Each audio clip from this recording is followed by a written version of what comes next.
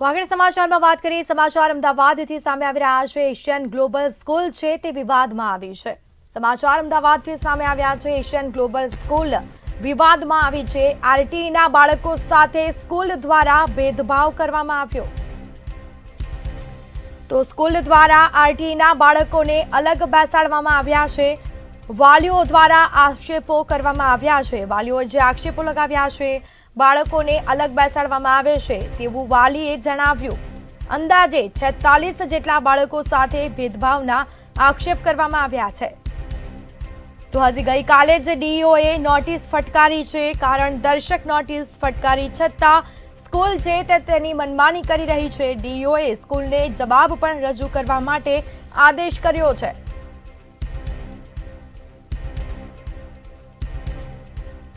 અમદાવાદની Asian global school વિવાદમાં આવી છે। આરટીઈના જે બાળકો છે તેઓની સાથે ભેદભાવ કરવામાં આવ્યો તેવું વાલીઓએ જણાવ્યું છે।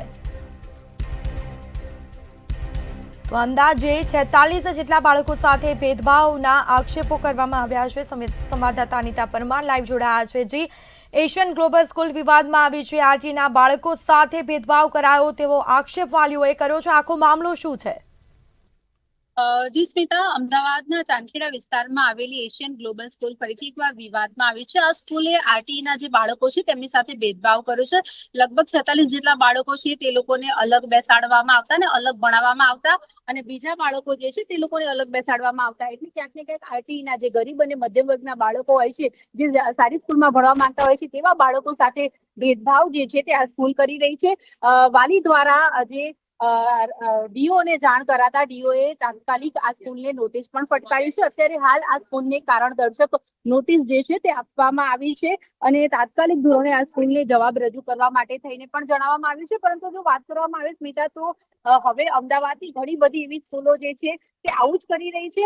જેમાં આરટીઈના જે બાળકો હોય છે, ગરીબ અને મધ્યમ વર્ગના બાળકો જે સારી સ્કૂલમાં ભણવાનું તેમનું સપનું હોય છે, એ સ્કૂલમાં આવી રીતનું વર્તન થતું હોય છે। બાળકો સાથે બાળકોને અલગ બેસાડવામાં આવે છે, બાળકો સાથે ભેદભાવ કરવામાં આવે છે। બાળકો સાથે જે પણ સ્કૂલમાં પ્રવૃત્તિ કરવાની, આ બધી જ પ્રવૃત્તિમાં તે લોકોને અલગ બેસાડીને કરવામાં આવતી હોય છે। અત્યારે હાલ આ બધા જે 46 જેટલા બાળકો છે તે લોકોને અલગ વર્ગમાં બેસાડીને અલગ ભણાવવામાં આવી રહ્યા છે। એટલે ક્યાંક ને ક્યાંક આ બધી સ્કૂલો જે છે તે પોતાની મનમાની કરી રહી છે અને બાળકોમાં ભેદભાવ કરી રહી છે। કારણ કે કોઈ પણ સ્કૂલ માટે બાળક જે વિદ્યાર્થી હોય છે, શિક્ષક માટે તમામ વિદ્યાર્થીઓ સમાન હોવા જોઈએ, પરંતુ આ જે સ્કૂલ છે તે પોતાની મનમાની કરી રહી છે અને આરટીઈના જે બાળકો છે તે લોકોને અલગથી ભણાવી રહી છે। જોકે મંતવ્ય ન્યૂઝની ટીમ અત્યારે હાલ સ્કૂલ ખાતે પહોંચી છે। હજુ સુધી પ્રિન્સિપાલ આવ્યા નથી, તેમણે આવશે એટલે એમની સાથે પણ વાત કરીશું। અને ખાસ જો વાત કરવામાં આવે તો અમદાવાદ શહેર ડીઓ જે છે તેમના દ્વારા અત્યારે હાલ આ સ્કૂલને કારણ દર્શક નોટિસ પણ આપવામાં આવી છે। વાલીઓ દ્વારા એવા આક્ષેપ કરવામાં આવી રહ્યા છે કે અમારા બાળકો સાથે ભેદભાવ થઈ રહ્યા છે। જ્યારથી એડમિશન લીધું છે ત્યારથી લઈને અત્યાર સુધી આ સ્કૂલ જે છે તે બાળકો સાથે ભેદભાવ કરી રહી છે। ભણવાની વાત હોય કે બીજી કોઈ પણ પ્રવૃત્તિની વાત હોય, જ્યાં બાળકો સાથે ભેદભાવ થઈ રહ્યા છે, તો આ પ્રકારની જે સ્કૂલો છે સ્મિતા, તે ઉપર ખાસ કરીને ડીઓ દ્વારા ચોક્કસ ધોરણે પગલાં લેવા જોઈએ। કારણ કે આવી સ્કૂલોના કારણે થઈને બાળકોનું ભણતર પણ બગડતું હોય છે અને બાળકો જે છે તે લોકોને ઉપર માનસિક અસર પણ થતી હોય છે। અત્યારે હાલ જો વાત કરવામાં આવે તો આ અમદાવાદના ચાંદખેડા વિસ્તારમાં આવેલી એશિયન ગ્લોબલ સ્કૂલ છે, અને આ સ્કૂલ આપ જોઈ શકો છો કે છેલ્લા ઘણા સમયથી આ જે સ્કૂલ છે તેમાં આવી ચર્ચાઓ તો ચાલતી હતી વાલીઓની વચ્ચે, પરંતુ હવે વાલીઓ જે છે તે ખુલીને આગળ આવ્યા છે અને તેમણે જણાવ્યું છે કે અમારા જે બાળકો જે છે તે લોકોને અલગ બેસાડવામાં આવે છે અને તે લોકોની સાથે ભેદભાવ કરવામાં આવે છે। જો કે વાત કરવામાં આવે તો ડીઓએ પણ અત્યારે હાલ નોટિસ આપી છે, એટલે હવે એ જોવાનું રહેશે